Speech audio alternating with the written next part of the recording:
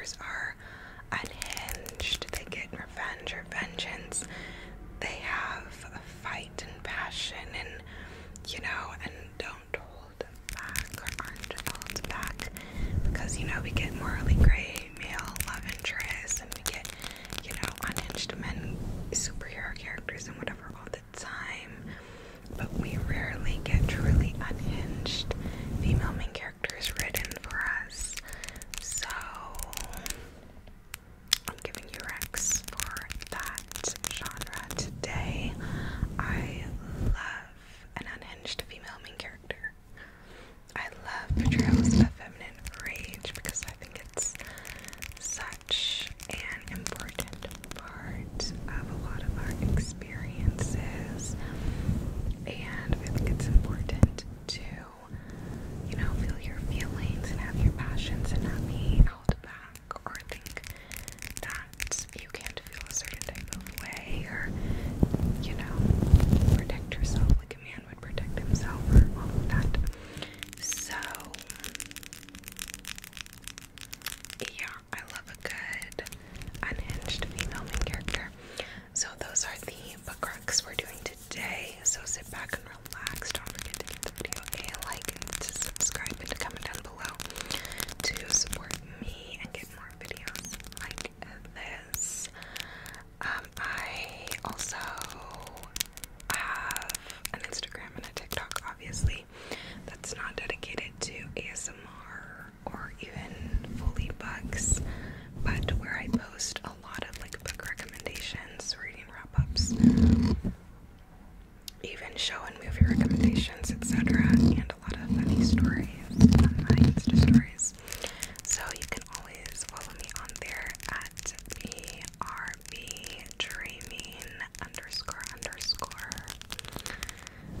because I did post on both of those places first a handful of feminine rage book recommendations. So Instagram and TikTok is on first, but now I'm doing the YouTube version.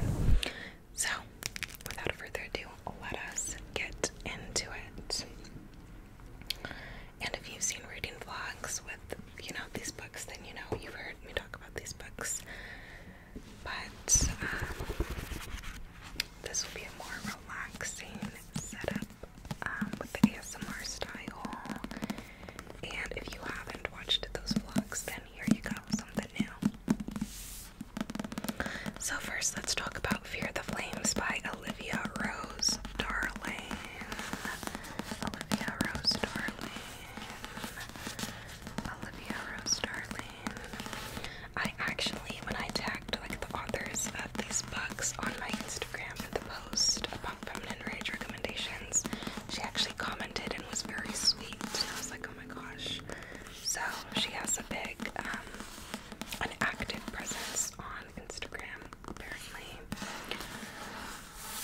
So I believe this was a debut for the author, and it follows Elowen Atara, which is such a poetic name. And Elowen is basically like a long-lost princess. She was the daughter to this powerful man who locked her up because there was a prophecy that she would be bonded with these dragons and have mystical power. And of course, him being a man scared of losing his power, he decides to lock her up and locked her in a dungeon, chained her, and had people test on her to try to sever the bond between her and her dragons because he wants to be able to control her dragons and he can't because of her bond with them. So he locks her up, chains her, experiments on her basically, and when she's locked up, obviously trigger warnings throughout these book recs because, a lot of things happen to spur the feminine rage in some of these cases. But when she's locked up and being experimented on and whatnot, his main advisor abuses her too, and abuses her very disgustingly. And yeah, that was definitely a hard scene when she relives that.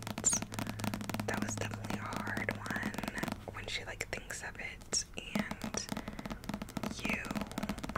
understand what the person did, because at first she kind of will just say things about how she was treated, but like she doesn't go into it until this one time where she like kind of relives it, and you as the reader get to know what happened.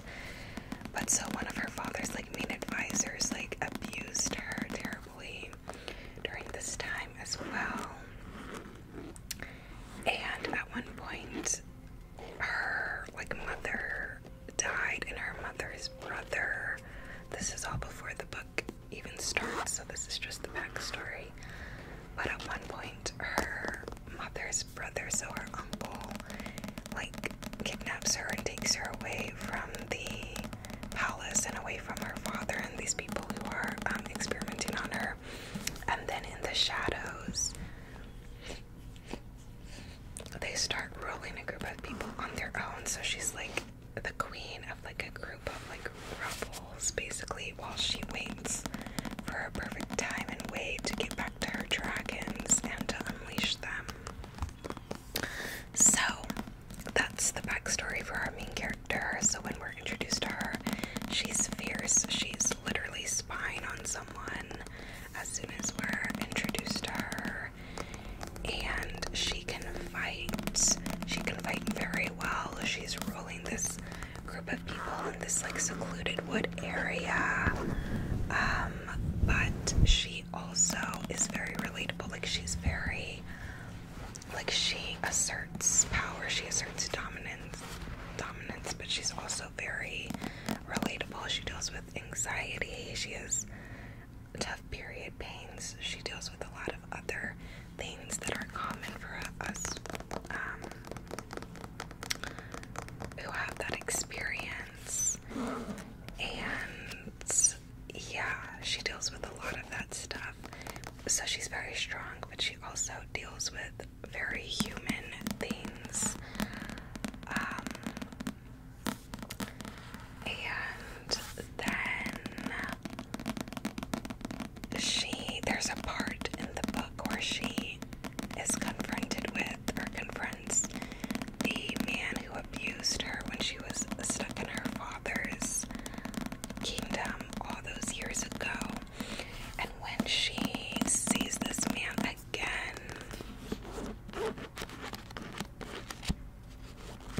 she tortures him. And when I tell you, I had never seen or read a torture scene where a female main character tortures a man like that. Let me say that. Like I feel like in books and movies all the time, you know, we have these unhinged male love interests, and they get their revenge, and they're supposed to be so big, bad, and broody, and it's like the bad boy trope, and they're like, oh, like everyone knows not to mess with them, and if people do, then they get hurt, and like whatever. But I feel like we never get that from our female main characters. So when she tortures this man, first of all, he deserved every bit of it for what he did to her when she was a child. Like, that was disgusting. So he deserved every bit of it. But she tortures him, and I was so shook. I was like, oh my gosh, I was so here for her getting her vengeance, and not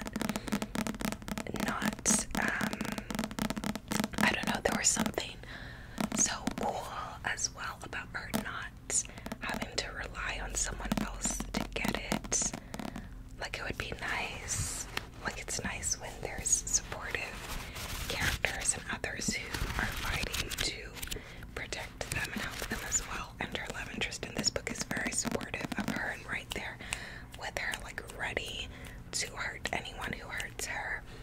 But I like that she was able to enact her vengeance, and like she took her revenge like back in her own hands. Like, I don't know, there was something so poignant about that, I feel like. And I feel like it really wouldn't have been the same if her male love interest had just done everything for her. Like, I feel like it really would not have hit the same. But like her having just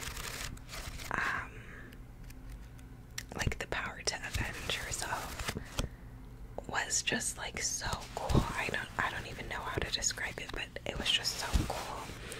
And yeah, it was intense. Definitely not for the weak, or definitely not for, you know, if you're super squeamish about, you know, like torture scenes or like that, then like look out. But it was just, I don't know, really well done, I feel like.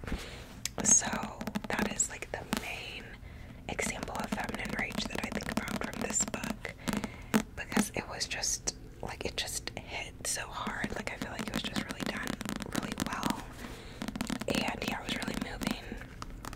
And there's a lot of like quotes throughout this book, really good quotes where she kind of just says these things and kind of like talks herself up, kind of like gives herself a pep talk, tells herself what she needs to hear, and kind of like reminds herself she's a bad bitch, but like without saying it like that. And there were so many quotes that were like, when you take it out of the fantasy novel, you're like, damn, that's a really, really, really good quote. Like, that's really moving. That's really something. So yeah, I really liked that. Also, I think Darlene's writing is like very like lyrical and poetic at times. Even if you read like the back description of this book, which I won't do because I did in a different video and we have lots of books to get through, but it's like very lyrical. So I think she's a good writer. And yeah, that is Fear the Flames. And they should fear her flames. Period.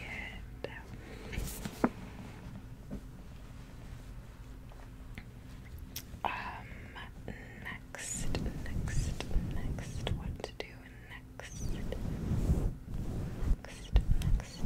Next, I don't even know what to do next. Okay, let's do Ignite Me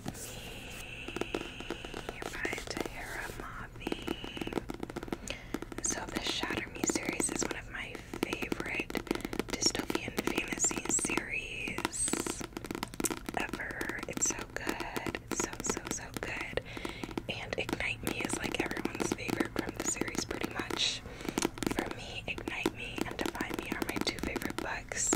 Ignite Me for the growth we see in Juliette, and Define Me for the growth we see in Warner. And throughout the series we see Juliette, who grew up again, tortured, secluded, isolated. She has powers where she can like kill anyone she touches, and without meaning to, like her skin can just do that. So she has these like super powers, and they lock her up in like a prison for this and tell her that she's a monster and try to ingrain it in her, that she's a monstrous thing,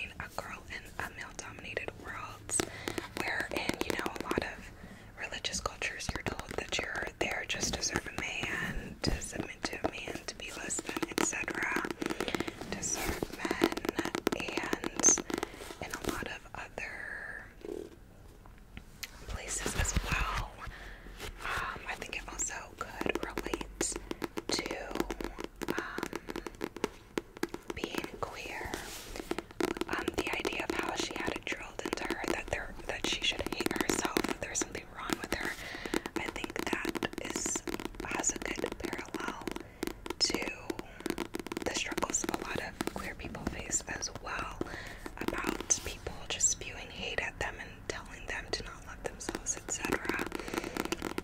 And so I really related to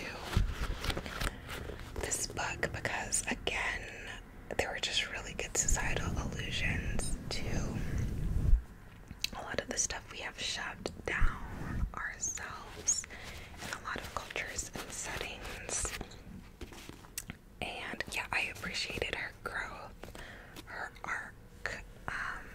arc of like being more unhinged and getting angry about what happened to her and what she's been through, what she was taught to believe about herself, etc., etc., etc. And yeah, I feel like it was just really,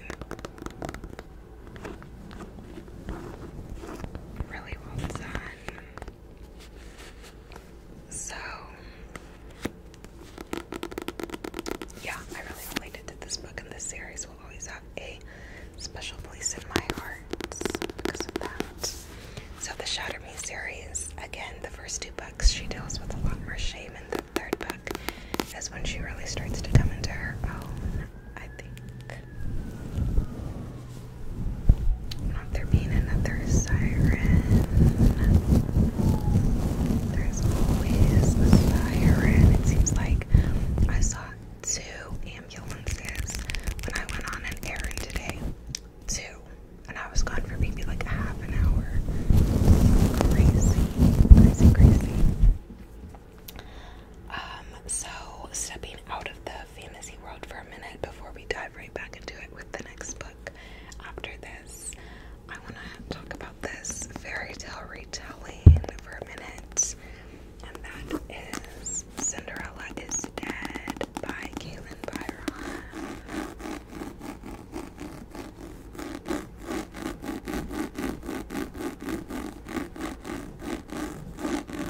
Leveraged lettering. Cinderella is dead. This book deals with a world in which Cinderella, married Prince Charming, all that, but it's a darker story than anyone would have suspected. Prince Charming is actually not so charming. He's actually disgusting and has a deep, dark secret. Cinderella is gone, and the women in their society are told her story and having her story shoved down their throats, but it's a fake fraud story. It's not the true story of Cinderella. But women in this society are being fed this story that, they just need to please a man and be the perfect spouse for a man and just be submissive and beautiful and wear nice clothes and be pretty and like whatever for a man, and that if they're good like Cinderella, then they will get their fairy tale, which is really just serving a man 24/7 in the end, but having a roof over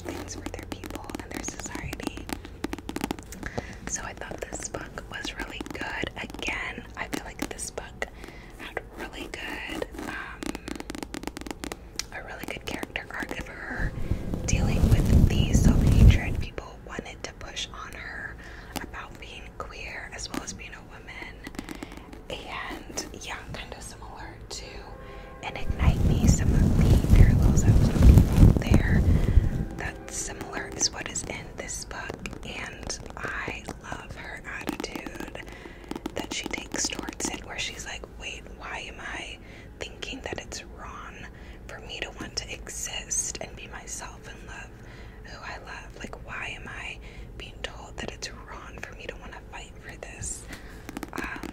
So she had a lot of feistiness and passion, and she really cared about people. She cared about loved ones. She wanted people to be able to be themselves, you know? And yeah, she was just a really lovable main character.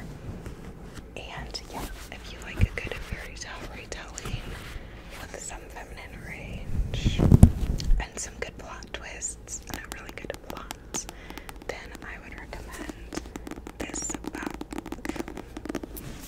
And I would also recommend everyone to look for more books by Black authors, by people of color, by queer authors, etc., because most of the mainstream books we see everywhere are usually all by straight white individuals. And their books, it's not that their books are bad, but it's also not that their books are better, because they're not. There's so many amazing books by people of color that don't get the same amount of love or publicity simply because they're by people of color, you know. And the same goes for queer authors. So I would recommend everybody to really be intentional about diversifying your reads, because there's plenty of fantastic books out there that you may be missing out on just because they don't get as much buzz. Next, I want to talk about King of Scars by Leigh Bardugo. When I put this in my Instagram post and my TikTok post, I was like, well, this is awkward because it says King of Scars. So it follows like 5 main characters and POVs. And like 2 of them are girls. Zoya, Nina, is there another one? I don't know. And then there's Nikolai, that Isaac dude at the end, and I feel like there's another person, I don't know. But so it's called King of Scars, but it's really not only about Nikolai the King. There's split POVs between all the characters, so I don't know. I don't really, like, I get why she named it King of Scars, because, like, of what happens, one of the major plot lines in this book, like, I get it, but at the same time, I feel like Nikolai's story in this book didn't hit nearly as hard as Zoya's story in this book. So I kind of wish she had made it, like, given it a title that wasn't as centered on Nikolai the King, because, like, he wasn't even necessarily the center of the book. Like, it was split pretty evenly between all the main characters' POVs. But Zoya's storyline is really, really what stuck out to me in this book, because we get her storyline. It could also be just that I relate to Zoya's storyline more, so of course if something relates, it's gonna stick out more as well. But still, I feel like the title could have been more neutral. The way Shadow and Bone was, like, Shadow and Bone was literally only Alina's point of view, and yet it was called Shadow and Bone, Siege and Storm, and Ruin and Rising. Like, there was nothing about, just focused on her, about Alina.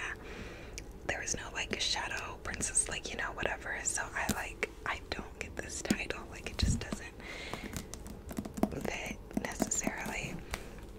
But I do love Nikolai, don't get me wrong, I do love him, but I just feel like the title didn't need to be solely about him. But anyways, in this book, why I have it for this recommendation is we get Zoya's backstory in this book.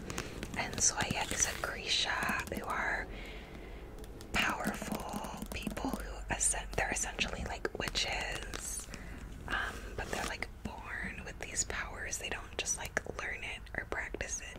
They do practice to get better and stronger and more controlled in their craft, but they don't like learn it. They're born with it. So she's a Grisha and she's pretty powerful, and in this book we get her backstory, which, spoiler alerts, is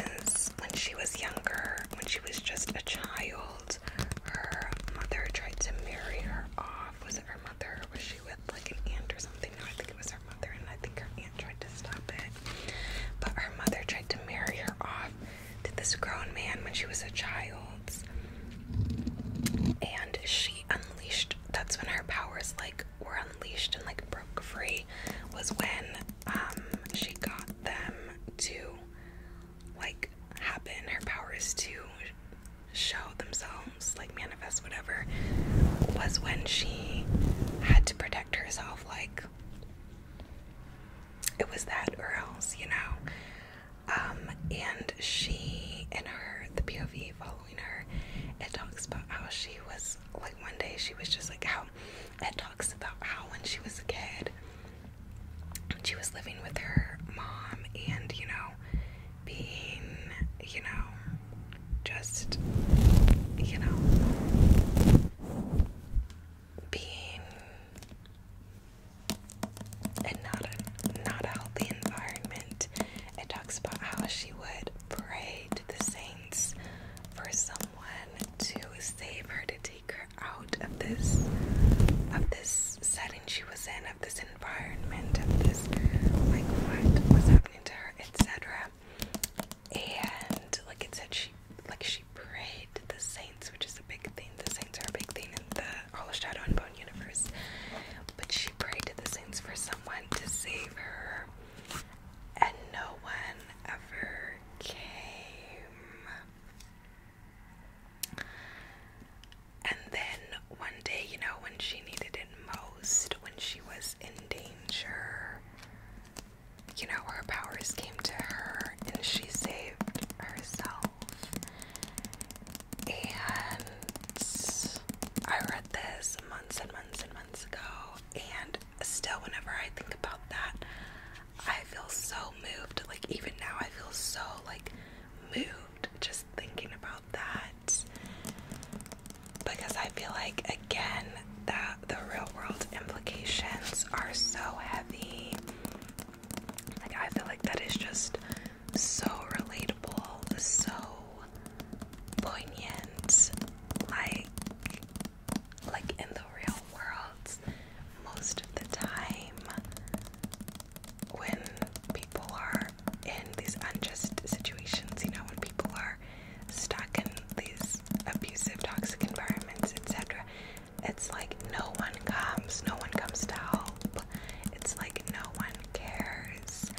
And that's the sad world we live in. And yeah, and when you're young, you know, like you have a lot of hope, and you know, might hope and pray for things. I know when I was a kid, I would pray for things like that as well. Since I was raised in a religious household, I did pray a lot as a kid, and I remember I would literally pray that I would skip certain parts. Like, I was like, can I just skip this, like, really, really rough period when things would just be, like, so chaotic at home, and I would just be so stressed out, and you know, feeling pressures, and, you know, whatever that is too much for a kid. And I would just, like, pray that I could just skip certain parts, with my little hopeful little child self. So when I read that in this book, like, it made me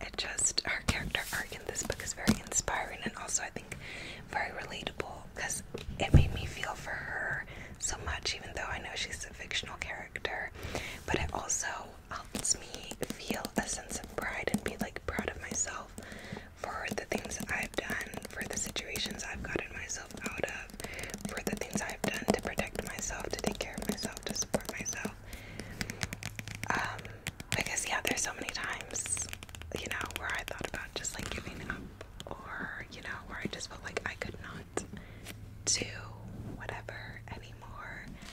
And yeah, but I kept going. I always kept going, and always committed to myself when no one else did, and learned to love myself,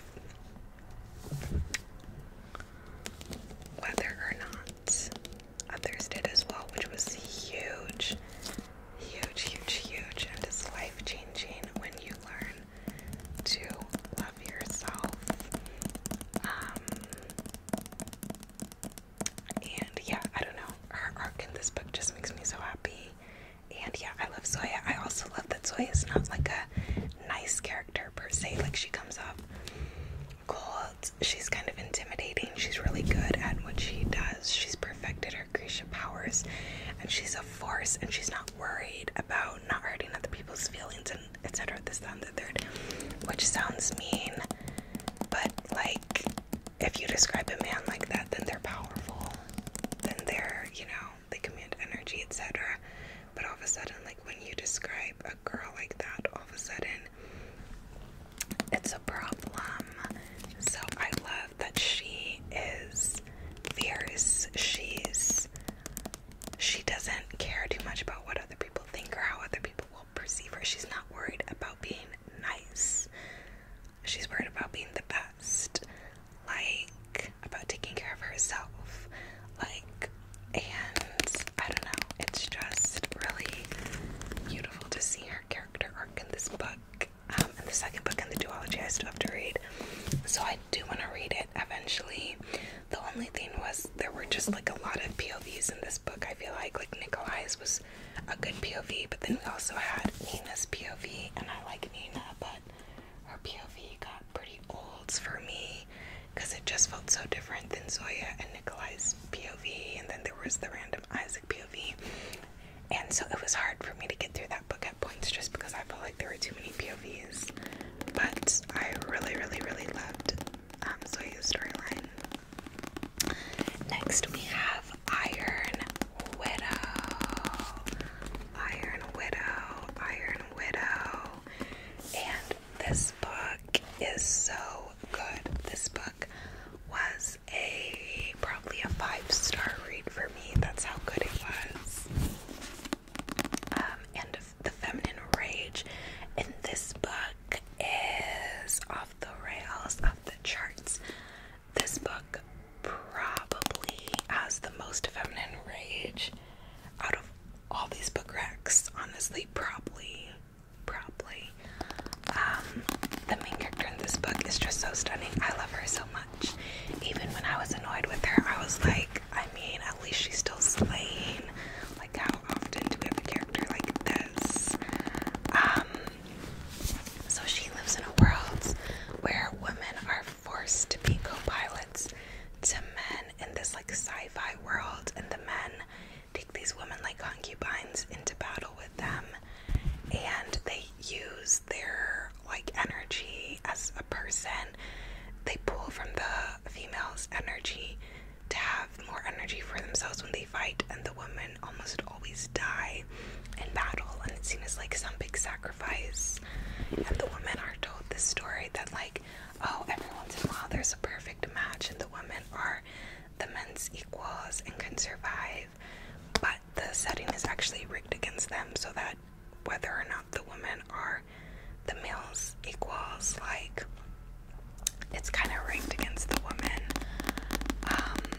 But so she wants to avenge all the women who are dying this way, and specifically she wants to avenge her sister, who went off and was a co-pilot for one of these men and was killed, of course.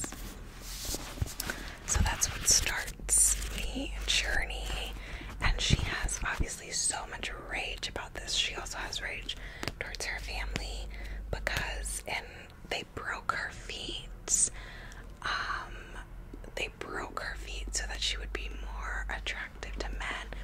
So this one has a lot of like cultural commentary too, which I think is so good. Again, when there's real worlds, clear illusions.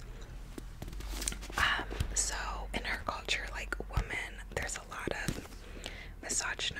misogyny towards women, of course. And so, like, her family, the woman in her family broke her feet. So she also asks the question throughout books, like whenever she tries to gather help from a woman. In the book, she also asks the question, like, why do I assume that a woman will help me just because she's a woman? Oftentimes in my life, it has been other women who have torn me down. Case A, her mother and grandmother breaking her feet to be more dainty for men. So I felt like that was another really good bit of like social commentary in this book, because it was like, yeah, she's right. Like, how many times are we hurt by other women? You know, like, how many times do girls have trouble having female friendships because their mothers always talk down to them, always, you know, talk to them negatively about their bodies, told them they had to act a certain way in type of men, told them they had to dress a certain way, taught them to hate themselves, taught them to see other women as competition. Like, how many times is that the case? How many times do women carry those patterns on because of things their mothers taught them, because of toxic relationships or abuse by other women? So I thought that was a really good note of commentary too, because like, this isn't a perfect world, and we can't act like that doesn't exist and like it's only one problem. But she also has so much rage towards the men that they're sacrificing these women without even thinking about them, because they think that they're less than them. And she's so furious about this and wants vengeance. And it's just like, her inner monologue is phenomenal, in my opinion. And she has two love interests in this book too. And it's well known that there's like a polyamorous arc in this book where it's kind of like a why choose, and she gets involved with both of them. And I appreciated that too, because I also appreciated her defying society's norms of what they want to put on her about what a girl, you know, what a girl can and can't do, how a girl shouldn't be with, you know, more than one person or whatever. She was her own person, and she was like, why do I have to listen to someone else defining rules and regulations for love and relationships? Like, and yeah, just like everything, all her monologues, I was like, slay, honestly. Like, even when she was being too hard on the one love interest or whatever, I was like, I can't even be mad at her though, because she is honestly such a queen. So yeah, I loved her feminine rage. There's also a torture scene in this book where she tortures a man with one of her love interests. They tag team and torture it, very similar to Elowen's torture scene in Fear the Flames.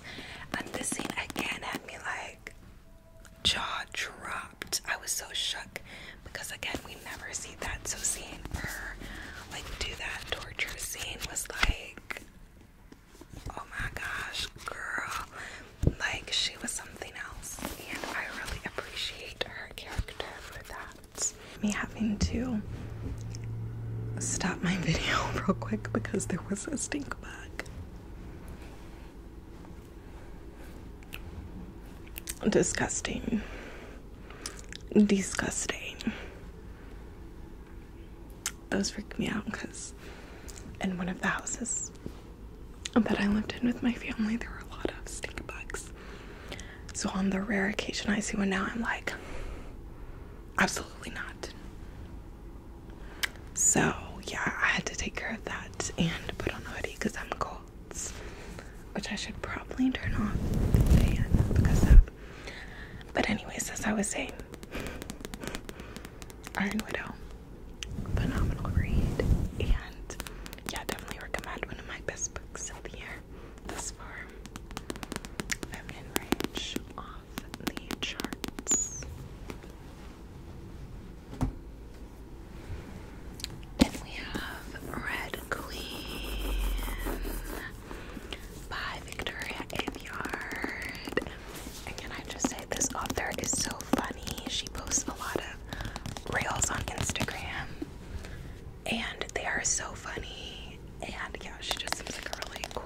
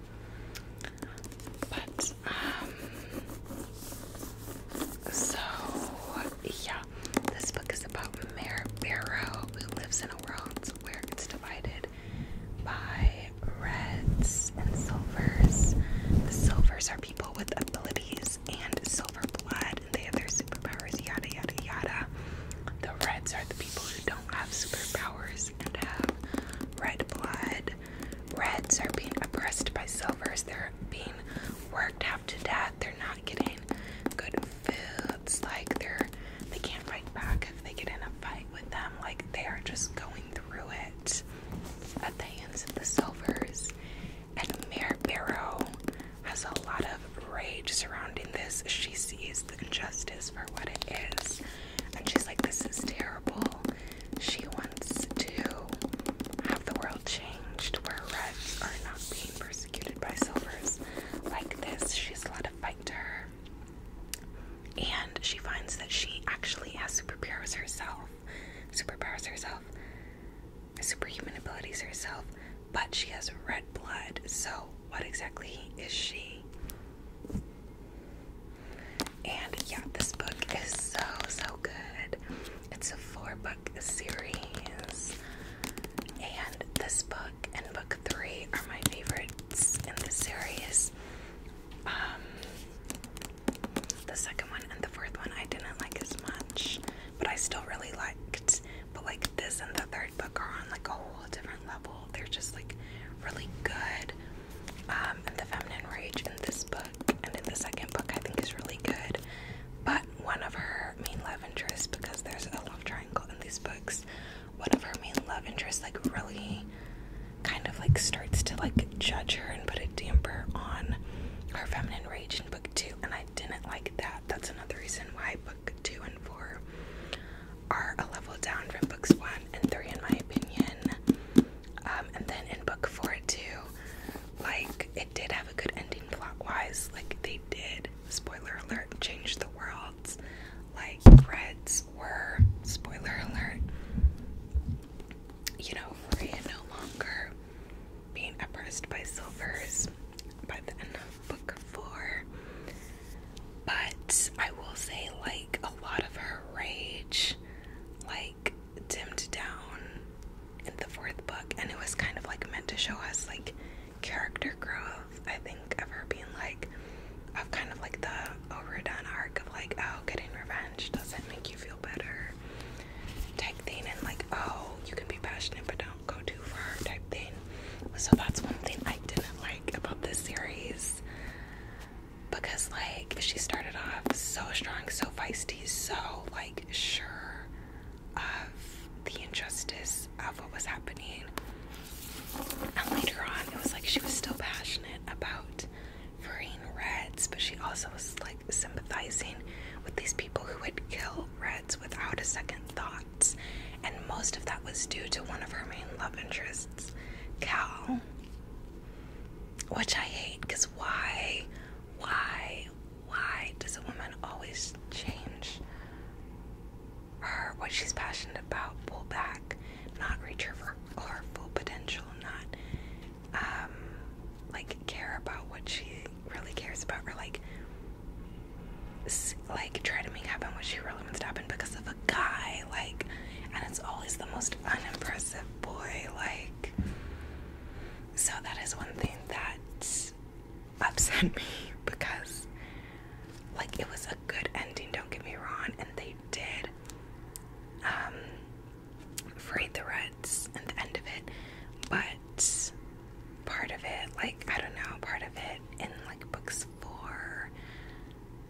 4 specifically, I think a lot of it was just too much sympathizing with these silvers who didn't give a shit about the reds.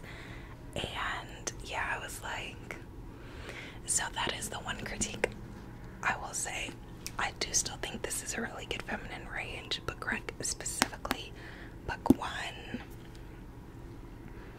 And in book 2, she has a lot of rage as well, but I don't think it's done as well as in book 1. Then in book 3, she's in a very vulnerable position, so we get to see a lot of her in her rage, but not it manifested outside, so it's a little different. But book 3 explores some fascinating dynamics between her and a different love interest, as well as just her and the type of world that she's in that book. So book 3 was fascinating for that reason. But book 1, I think, is really where it's at as far as feminine rage and incredible, like, just the concept in book 1 is just so good. Like the red versus silver blood, like, it's just such a good concept and so interesting and really pulls you in. I will say also, I kind of mentioned their love interests, but in these other books, you know, there are love interests. And in this book, it's kind of romance subplots in all of those books, I would say. And in this series, there's also a romance subplot. But there's like a love triangle, so like book 1, it's like really a triangle. And then book 2, it's like, it twists a little bit, and one guy kind of starts occupying the majority of her thoughts, but like she kind of has a pull towards others. But I will say the love triangle is very interesting in this series as well. In book 1, I think it was done really well. In the other books, I don't think it was done as well, but in book 3, it really is so just like interesting. Like, it's fascinating, her dynamic with one of the love interests in book 3. Like, it's so fascinating. One of the most interesting dynamics I've ever read about or seen between a love interest in a book. So that's another thing I will say that was very interesting in these books. I wasn't happy with the outcome of the love triangle subplot though, so there's that. So, but I do really love these books, and yeah, Mare Barrow is, yeah, she's super cool, and yeah, I can't really fault her for, you know, having compassion. Compassion is a good quality to have, but I wish that she hadn't sort of like dimmed down her passion because her love interest told her like, oh, you're doing too much. Like, that's one thing I don't like, is when a man dims down the girl's power because she's acting too fiercely. But if he had done it, it would have been normal and seen as normal, and he wouldn't have batted an eye, like, or thought anything of it. That's what I didn't like, but it was still really good. But I will say, out of all these books, this is the one where it's like the feminine rage is, you know, it's like dimmed down a little bit, I will say, but still a fantastic book and series. And then last but definitely not least, we have the Folk of Air series by Holly Black. This was the first series I read when I was just getting back into reading in the new year, and it made me fall in love with reading again. I went to reread these books and then read the like sequel book before the second book in the sequel series comes out. I will say though, again with the titles, why is it that the point of view only follows Jude, our female main character, but 2 of the 3 books revolve around the man? And I do love Carden. He is my fictional male boyfriend. I love him dearly. I love his character so much. But why is it that the books with POVs centering around the girl, 2 out of the 3 have titles revolving around him? Make it make sense. I would like a word. Like, why do we do this? Why do we make it be centered around the man even when it's the woman's story? Like, these are Jude's books. They're her story. We see a good deal of Carden, and we love him when we see him. At least a lot of us do. But it's not his story. He has his own book, How the King of Elfame Learned to Hate Stories. And it's a graphic novel, and it was super cute. So why are 2 of her books titled about him, similar to King of Scars? Like, make it make sense. But as far as these series go, Jude is the queen of unhinged female main characters. She is so fierce. She's got something to prove to herself, and she won't stop until she does. Her parents